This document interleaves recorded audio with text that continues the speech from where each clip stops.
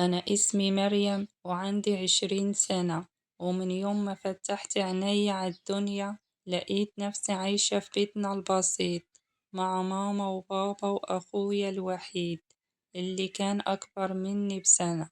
بابا كان موظف وماما ست بيت، وإحنا كنا من قرية صغيرة. بالرغم إنه أهلي مستواهم المادي بسيط، بس أبويا اهتم بتعليمنا جدا وجريت فينا السنين. وأنا وقتها كنت بذاكر كتير قوي في الثانوية العامة، كنت بذاكر ليل ونهار عشان أجيب مجموع كبير وأدخل كلية من الكليات القمة. بس بابا الله يرحمه اتوفى في الوقت ده. وقتها أنا مريت بأكبر أزمة في حياتي، لكن بعد فترة أعصابي اتحسنت وذاكرت كويس أوي، دخلت الامتحانات على خير وجبت مجموع كبير الحمد لله. وطبعا المعاش بتاع بابا ما كانش بيكفينا كويس، والوحيدة اللي وقفت جنبنا ماديا ومعنويا هي خالتي، أختي ماما الوحيدة، وهي أصغر من ماما بكتير ومستواها المادي كويس أوي والحمد لله، وعايشة أحسن عيشة. وهي من بعد ما اتجوزت سابت المحافظة اللي احنا عايشين فيها واستقرت وعاشت في القاهرة، وبقت تيجي القرية عندنا قليل أوي. وهي عايشة مع جوزها وعندها ولدين صغيرين، وكانت بتبعت مساعدات مادية كتير لماما. وأنا وأخويا بعد ما خلصنا الثانوية العامة، أخويا دخل كلية في محافظة تانية وعايش هناك في مدينة جامعية. ولما خالتي لقيتني جبت مجموع كبير في الثانوية، وقتها قالت لماما هي هتقدملي في كلية اللي أنا عايزاها، ولما أدخلها هروح أعيش معاها في بيتها.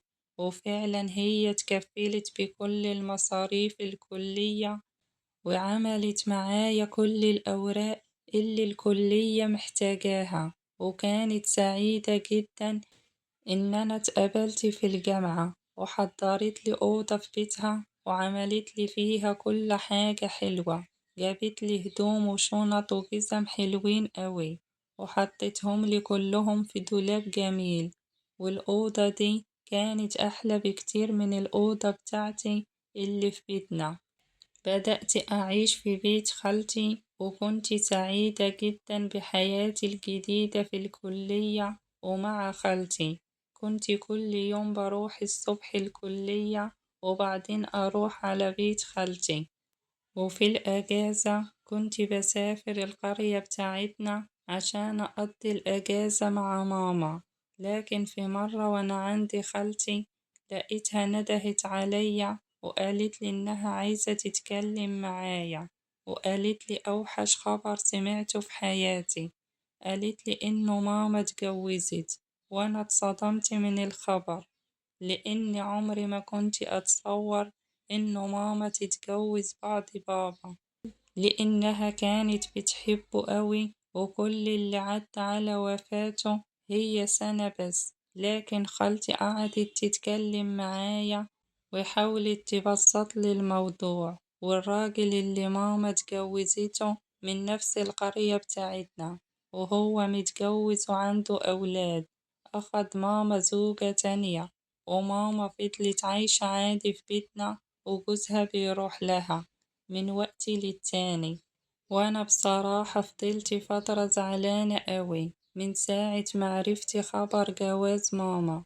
بس خالتي كانت بتحاول تخفف عني، وكانت بتاخدني كتير أنا وأولادها نخرج ونتفسح علشان تنسيني الموضوع شوية.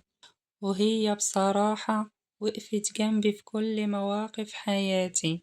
لكن ماما من بعد جوازها اتغيرت قوي، ما بقتش بتفرح بيا كده لما بروح أزورها، وعلى طول كده بتبقى عايزاني أرجع لبيت خالتي، وخصوصا لو جوزها جاي لها. بقت مهتمية قوي بنفسها وما بقتش زي الأول، وكمان وضبت البيت كويس وشالت كل صور بابا، وبقى كل تفكيرها واهتمامها في جوزها.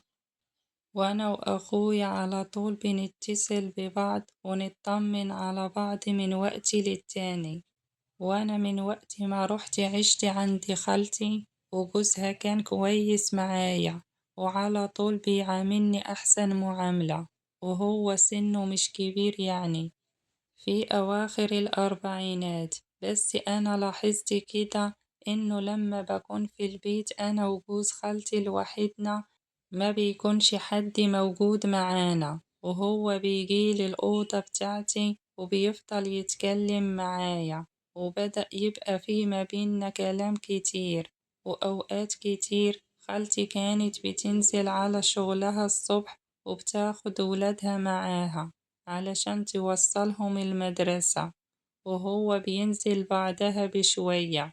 لكن أنا لما كان بيبقى عندي محاضرات متأخرة وهنزل متأخر شوية ولا حاجة، كان هو بيتعمد يأخر نفسه علشان يوصلني، وكان بيوصلني بعربيته للجامعة، وعلى طول بقى مهتم بيا لحد ما بقيت أنا وهو أصدقاء، وبحكيله على زمايلي في الكلية وعلى كل حاجة في حياتي. كنت على طول بتعامل معاه في الأول كأنه بابا أو أخويا الكبير، أو زي ما بتعامل مع خالتي. لكن مع الوقت لقيته بيجيب لي هدايا وبيديهالي من غير ما يقولي خالتي.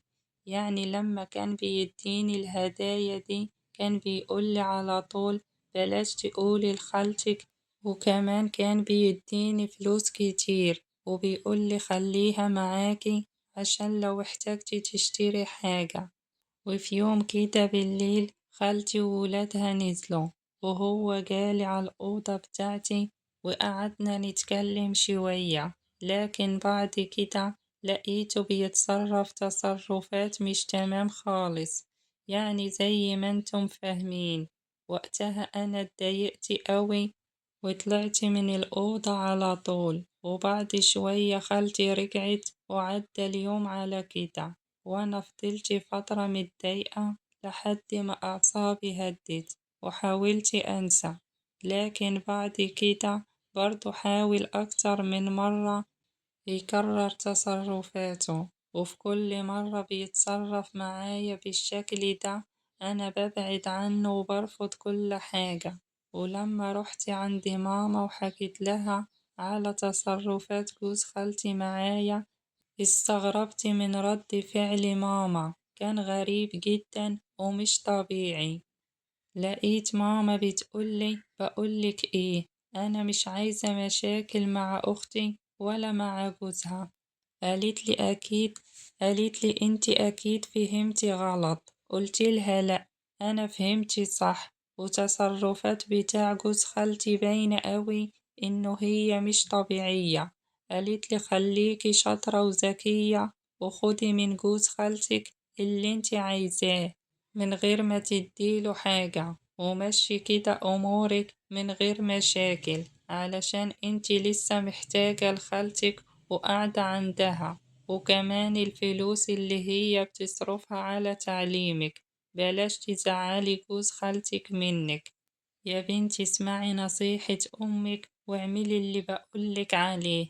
أنا راسي مش فاضية للمشاكل دي، وما عنديش فلوس للكلية بتاعتك. حلي أمورك ومشاكلك مع نفسك. وده كان رد ماما، وده كل الكلام اللي هي قالتهولي. ما كانتش حتى عايزة تسمعني. رجعت من عند ماما على بيت خالتي وأنا مقهورة ومحبطة جدا، وأنا لسه في أولى سنة كلية وقدامي 3 سنين دراسة على بال ما أخلص الكلية وأسيب بيت خالتي. وجوزها مش عايز يبطل تصرفاته اللي مش كويسة، وأنا مش عارفة أعمل إيه. أنا بطلت أخد منه فلوس وهدايا علشان أنا مش عايزة منه حاجة. أنا عايزة بس يسيبني في حالي ويبعد عني وأخلص الكلية بتاعتي على خير من غير أي مشاكل. بس مش عارفة أعمل إيه لو جوز خالتي فضل يتعامل معايا بنفس التصرفات دي.